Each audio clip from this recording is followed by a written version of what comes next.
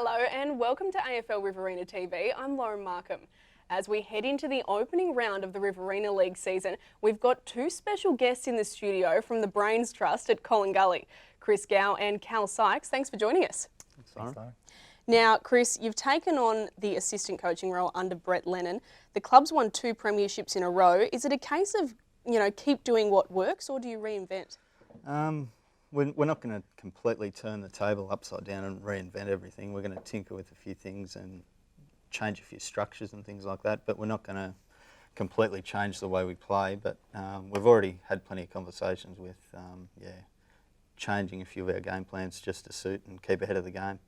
And now, Kal, you've captained a bit, but now adding assistant to the role. How different do you think the side will look this season? Pretty similar side. I think our core group of players is still the same. Our structures are pretty similar. Got a couple of recruits that'll add a little bit extra to what we didn't have last year, and I think that experience from the last couple of years will keep that. The blokes that weren't so much experienced, it'll really build them up for this year and hopefully a few big games. And Chris, what do you think are the advantages of having 2 assistants? I think just more feedback to Brett, I suppose. He's obviously the main guy that makes the ultimate decision, but giving him a lot of feedback and also individual feedback to the players as well. We've been pretty focused on that with the pre-season, that we're drilling down on individual feedback with the players a lot more than what we have in past years. So that's probably a focus of ours going forward. And now, Kal, it's looking like a very even comp with a lot of new players coming in, actually. Does all the talk about other clubs improving put any pressure on? Not so much pressure on us. It probably takes the pressure away. Obviously, being the defending premiers, people are always going to come for you. But when other teams recruit big names and really build up through the pre-season, it takes the pressure off us a little bit. Other sides will have the spotlight on them more so. Your Leitons, Tigers, Gow and Main probably takes the pressure off a little bit. And I think we'll probably fly under the radar a little bit this year. And how hard was it as a team to back up last year, and how do you avoid the old premiership hangover?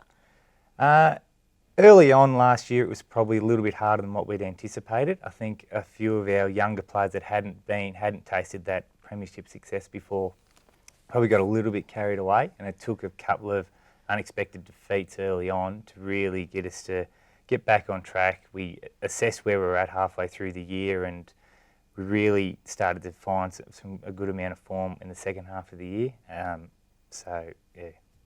now you've been around the club for quite a long time, and you've been through a lot of changes recently. What keeps the Demons successful since the turn of the century? Probably when you look over the last 10 years, we had that period where we tried to get in the RFL for those 3 years when we got continually knocked back. I think probably as a club, that probably steeled us and brought us closer together, and it was very much us versus the rest. So I think that period of trying to get into the RFL for those 3 years and then eventually getting in there, when we had a lot of judges and a lot of people around the place saying we wouldn't win a game when we came in. So we stuck to our guns and finally got there, and for the better of our club, I think, as probably shows.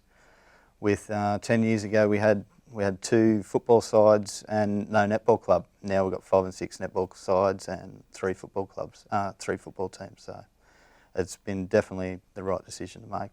And now this season, what sort of team or what sort of footy do you think is going to win the comp? Definitely fast-moving side that can move it quickly, and I think rebound from defence, I think, started to be a really big part of the game. So side that can turn it over and then send it back the other way twice as quick will be hard to beat. And Kal, who do you think is going to be the toughest team this year? I think Leighton and Tigers. They look like they've recruited pretty well. They were pretty good sides last year. Very hard to beat. I think we only beat Tigers by 4 points to get into the grand final. If they improve on that with the recruits that they've got, they're going to be extremely hard to beat. And I think you can throw Gow and Main in there too. They got 2 of the premier talls in the comp in Olsen and Jimbo Lawton. They're going to be real tough. Thanks for joining us, guys, and all the best for the season.